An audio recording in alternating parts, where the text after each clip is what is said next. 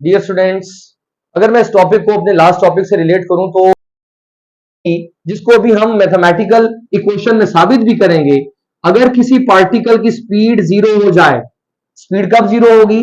जब इन कंडक्टर्स के अंदर से जाते हुए इन चार्जेस को रोक दिया जाए, यानी कि जब करंट को जीरो कर दिया जाए। तो जब स्पीड जीरो होगी तो होना यह है कि इन पार्टिकल्स पे मैग्नेटिक फोर्स भी जीरो हो जाएगी। और अगर मैं इन पार्टिकल्स को मूव करवाता हूं, अगर स्पीड जीरो नहीं रखता, इसका मतलब इन चार्ज पार्टिकल्स की मैग्नेटिक फील्ड इनकी सराउंडिंग में मौजूद है और उस मैग्नेटिक फील्ड की वजह से कहीं एक्सटर्नल मैग्नेटिक फील्ड से इंटरेक्शन होगा, तो फाइनली क्या होगा कि ये जो कंडक्टर है और ये जो चार्जेस हैं अपने ऊपर मैग्नेटिक फोर्स को एक्सपीरियंस करते रहेंगे, जिसकी वजह से ये जो चार्ज पार्टिकल्स हैं ये भी एक साइड पर मूव करेंगे और जो कंडक्टर है वो भी under the action of magnetic force कहीं ना कहीं अपनी मोशंस को शो करने लग जाएंगे।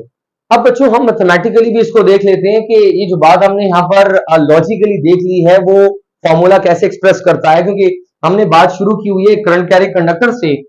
तो जो करंट कैरी कंडक्टर पे फोर्स लगती है that is ILB, that is the maximum magnetic force. हमने क्योंकि इस कंडक्टर से करंट का फ्लो करवाया हुआ है तो करंट हमारे पास गुजर रहा है I इक्वल्स टू, हमारे पास अगर करंट का फॉर्मूला लिखा जाए, अगर हम एक चार्ज की बात करते हैं तो Q/T, और अगर यहां पर हम लेंथ ऑफ कंडक्टर की बात करें तो हमें लेंथ L दिखाई देती है। और अगर मैं आपसे कहूं कि एक चार्ज एक किनारे से दूसरे किनारे तक यूनिट टाइम के अंदर अंदर मूव करता है तो उसका टोटल डिस्टेंस कितना कवर हुआ होगा? So we can find this distance by using the equation S equals to VT। ये जो डिस्टेंस कवर करेगा पार्टिकल, जो एक पार्टिकल कंसीडर किया इस एंड पर और वो दूसरे एंड की तरफ चल रहा है, तो उसका टोटल डिस्टेंस होगा L इक्वल्स टू VT। इस फॉर्मूला को अगर हम चेंज कर दें तो ये फॉर्मूला लिखा जा सकता है F इक्वल्स टू, हमारे पास Q/T, लेंथ में हमने टोटल डिस्टेंस लिखना है जो पार्टिकल्स ने कवर कर लिया, साथ में आगे मैग्नेटिक फील्ड, और यहां टाइम फैक्टर कैंसिल हो रहा है और इक्वेशन आ रही है हमारे पास F इक्वल्स टू QVB। अब ये इक्वेशन हमें क्या बता रही है? That equation tells us about the magnetic force on the moving charged particles, क्योंकि बेसिकली यहां पर ये जो वेलोसिटी आ चुकी है that is the velocity of the moving particles जो कि मूव कर रहे हैं एक किनारे से दूसरे किनारे की तरफ। अब मैं ये देखता हूं बच्चों की ये जो मैग्नेटिक फोर्स है, अगेन क्योंकि रूल्स हमने मैग्नेटिक फोर्स के स्टडी किए हुए हैं, आप पुराने लेक्चर्स में देख भी सकते हैं कि जो फोर्स है उसके मैक्सिमम होने की हमेशा कंडीशन यही होती है कि जो फैक्टर्स हैं वो उससे राइट एंगल पे हो। तो यहां राइट एंगल पे होने के लिए वेक्टर क्वांटिटीज को ऑब्जर्व करना है हमने। वेक्टर क्वांटिटीज में नंबर 1 हमारे पास वेलोसिटी और नंबर 2 मैग्नेटिक फील्ड है। चार्ज एक स्केलर क्वांटिटी है, तो इस इक्वेशन को मॉडिफाई किया जा सकता है, वेक्टर फॉर्म में इसको लाया जा सकता है, लेकिन वेक्टर फॉर्म में ले आने के लिए हमें इन दोनों वेक्टर्स को जरा ऑब्जर्व करना है। अगर मैं एक वेक्टर कंसीडर करता हूं D का और एक वेक्टर कंसीडर करता हूं मैं V का, ये V है और ये हमारे पास है B। अगर मैं वेक्टर प्रोडक्ट कंसीडर करूं और मैं यहां पर राइट हैंड रूल अप्लाई करूं तो आपको मालूम है और ये मालूम होना चाहिए कि हम एक वेक्टर से दूसरे वेक्टर की तरफ राइट हैंड में अपने फिंगर्स को कर्ल हमेशा उस एंगल पे करते हैं जहां पर शॉर्टेस्ट पॉसिबल एंगल हो। तो मैं अगर V से B की तरफ जाता हूं, V टू B, तो मेरे पास डायरेक्शन भी निकल आएगी फोर्स की, अपवर्ड डायरेक्शन पे निकल रही है राइट एंगल, और मैं ये देखता हूं कि इस तरफ जाने से मेरे पास जो कंपोनेंट यूज होना है वो कंपोनेंट किसका यूज होगा? V का। तो मैं यहां लिख रहा हूं V sine theta, V sine theta. इसी तरह से मैं अगर इस V साइन थीटा कंपोनेंट को यूज करता हूं तो इक्वेशन को ऐसा लिख सकता हूं, और F इक्वल्स टू Q, और अगर मैं यहां पर लिखूं V साइन थीटा और यहां लिखूं B, तो ये इक्वेशन बनेगी QVB साइन थीटा। हमारी इक्वेशन वही रही। लेकिन हमें ये भी मालूम है कि जो हमारे पास B मौजूद है ये भी एक वेक्टर क्वांटिटी है, और अगर मैं इसकी कंपोनेंट को ऐसे ऑब्जर्व कर लूं, अगर उसकी तरफ से अगर मैं रोटेशंस को लेकर आऊं, ये B वेक्टर है और ये हमारे पास है V वेक्टर। अगर मैं बी से वी की तरफ आता हूं, अगर उसका कंपोनेंट कंसीडर करना है from the shortest possible angle, तो मुझे डायरेक्शन दिखाई दे रही है कि डायरेक्शन हमारे पास इस वेक्टर की डाउनवर्ड चली जाएगी और रोटेशंस हमारे पास आएंगी फ्रॉम बी टू ए। तो बी टू ए आते हुए जो कंपोनेंट यूज हुआ वो कंपोनेंट किसका है? B sine theta, B sine theta. तो अब मैं इसी इक्वेशन को ऐसा लिख सकता हूं, F equals to Q V B sine theta. मैं बी का कंपोनेंट भी यूज कर सकता हूं, मैं वी का कंपोनेंट भी यूज कर सकता हूं। ये डिपेंड करता है कि हमारे लिए किस में आसानी है। हमने देखना है कि हमारी कन्वीनियंस हमें किस में नजर आती है, हम कहां कन्वीनियंट हैं। सो अगर हम कन्वीनियंट है वी के कंपोनेंट को यूज करने के, सो वी कैन यूज। और अगर हमें बी, हम कन्वीनियंट है बी को यूज करने में, so you can use B sine theta. But final expression अगर हम देखें तो हमारे पास ये भी बनता है Q V B sine theta. और अगर इसको मैं वेक्टर फॉर्म में लिख दूं तो ये इक्वेशन फाइनली ऐसी भी लिखी जा सकती है, स्केलर क्वांटिटी अलग कर देते हैं, v और b के साथ हमारे पास क्रॉस प्रोडक्ट आ रहा है। इसलिए क्रॉस प्रोडक्ट आ रहा है क्योंकि हमारे पास जो स्केलर, जो क्वांटिटी लेफ्ट साइड पर है वो स्केलर नहीं है, वो एक वेक्टर क्वांटिटी है। तो लेफ्ट साइड पर आने वाली क्वांटिटी जब वेक्टर नेचर हो तो इसका मतलब हमारे पास यहाँ पर क्रॉस प्रोडक्ट चल रहा है। तो हमने यहां पर शो कर दिया v क्रॉस b का क्रॉस प्रोडक्ट, जिससे हमें फोर्स मिल जाएगी, and that is the force on the moving charge particle in magnetic field. अब हम जो इक्वेशन हमने फाइनल निकाली थी उसके साथ जरा इसको भी रिलेट कर लेते हैं। जो बातें हमने थ्योरेटिकली की थी, आया हमारे रिजल्ट्स वैसे ही हैं कि नहीं हैं। हमने इक्वेशन निकाली है F B equals to Q V B.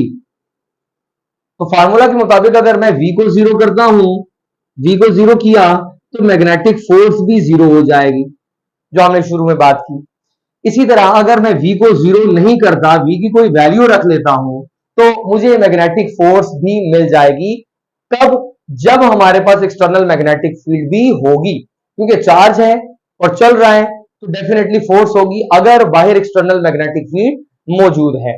तो यहां तो बच्चों बात हमने देख ली कि मैग्नेटिक फोर्स जो कंडक्टर के अंदर मौजूदा चार्जेस पे लग रही है, जिसकी वजह से जो हमारे पास इंपैक्ट आता है कंडक्टर्स पे कि वो मूव करने लग जाते हैं। अब इन चार्जेस पे फोर्स किस डायरेक्शन में लगती है उसके लिए भी हमारे पास एक रूल है, that is known as the right hand palm rule. Right hand palm rule. अब राइट हैंड पाम रूल को हम ओपन चार्जेस के लिए भी डील कर सकते हैं, इस मूविंग कंडक्टर के अंदर जो चार्जेस है उसके लिए भी हम इसको इस्तेमाल कर सकते हैं। तो कैसे यूज करना है? सबसे पहले तो आपने अपने राइट हैंड को ऐसे इरेक्ट कर लेना। जो आपकी फिंगर्स हैं ये मैग्नेटिक फील्ड को शो करेंगी, और ये जो आपके पास थंब है ये वेलोसिटी को शो करेगा। और अगर आपके पास पॉजिटिव चार्ज है तो पाम की फ्रंट साइड को, उससे जो नॉर्मल आ रहा है वो फोर्स को शो करेगा। और अगर चार्ज पार्टिकल नेगेटिव है तो पाम की बैक साइड जो है उससे नॉर्मल जो निकलेगा वो हमारे पास उस पर लगने वाली मैग्नेटिक फील्ड को शो करेगा, मैग्नेटिक फोर्स को शो करेगा। तो इस सिचुएशन में देखते हैं, और फिर किसी ओपन चार्जेस के लिए भी हम बात करेंगे कि उस पर फोर्स कैसे लगनी है। लाइक अब हम अगर यहां देखें तो मैग्नेटिक फील्ड मूव कर रही है अपवर्ड, मैग्नेटिक फील्ड के साथ फिंगर्स अलाइन हो गई और थंब शो कर रहा है वेलोसिटी को। आप देख सकते हैं कि वेलोसिटी हमारे पास राइट साइड पर है। और पार्टिकल्स हमारे पास कैसी नेचर के हैं, क्योंकि पता है कि कंडक्टर के अंदर नेगेटिव पार्टिकल, नेगेटिव चार्जेस हैं, तो फोर्स कहां लगेगी? Into the plane.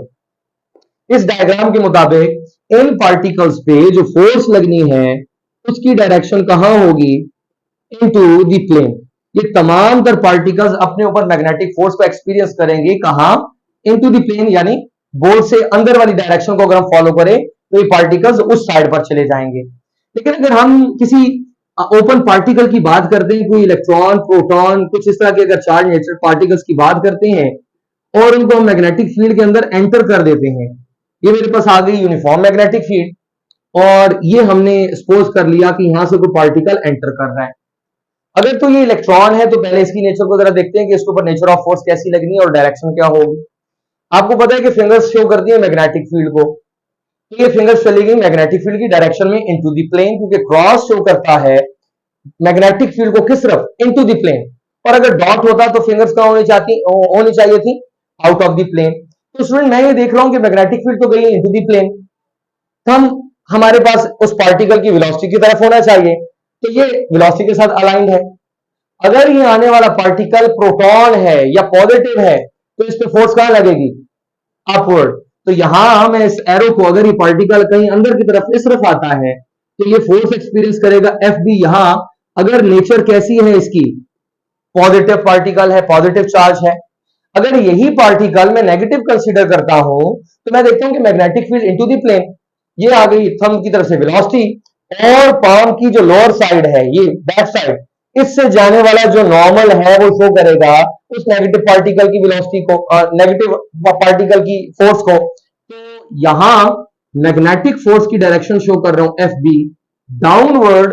कब ही डाउनवर्ड होगी, किस पार्टिकल पे लगेगी? जब वो हो नेगेटिव नेचर का, यानी आप कह सकते हो कि जब वो हो कोई इलेक्ट्रॉन, या नेगेटिव नेचर कह देना जनरली ज्यादा मुनासिब रहता है। तो हमने देखा कि जहां करंट कैरिंग कंडक्टर पे मैग्नेटिक फोर्स लगती है, उस मैग्नेटिक फोर्स की असल कॉज होती है ये मूविंग चार्ज पार्टिकल्स। अगर हम इन मूविंग चार्ज पार्टिकल्स को रोक दें तो कंडक्टर पे भी मैग्नेटिक फोर्स लगना खत्म हो जाती है। फिर हमने देखा कि जैसे कंडक्टर की मूवमेंट को फाइंड करने के लिए हमारे पास मैग्नेटिक फोर्स के कुछ रूल्स हैं, जैसे कि हमने पढ़े Fleming's left hand rule, right hand curl rule and so on. इसी तरह से ये जो चार्ज पार्टिकल्स हैं इन पे भी मैग्नेटिक फोर्स लग रही होती है, और उस डायरेक्शन को भी फाइंड किया जा सकता है by using right hand palm rule. So right hand palm rule में हमने क्या चीज कंक्लूड की, इस बात को अपने जहन में रखिएगा कि फिंगर्स ने अलाइन होना है मैग्नेटिक फील्ड की डायरेक्शन में, थंब ने अलाइन होना है ये वेलोसिटी की डायरेक्शन में, पाम से ऊपर वाली साइड पे जो नॉर्मल जाएगा वो शो करेगा force on A positive charge, और पाम की लोअर साइड से जाने वाला नॉर्मल शो करेगा force on A negative particle. तो स्टूडेंट, उम्मीद है कि यहां पर आपने इन दोनों टॉपिक्स को आपस में अच्छे से रिलेट कर लिया होगा, और बहुत सारी जो बातें आपके जहन में होंगी कि कंडक्टर पे फोर्स क्यों लगी और ओरिजिन क्या था, ये बातें सारी आपको समझ में आ गई होंगी। और जहां आपने फ्लेमिंग्स लेफ्ट हैंड रूल को समझा था for the force on a moving conductor, वहां आपने right hand palm rule on the moving charges को भी अच्छे से समझ लिया होगा।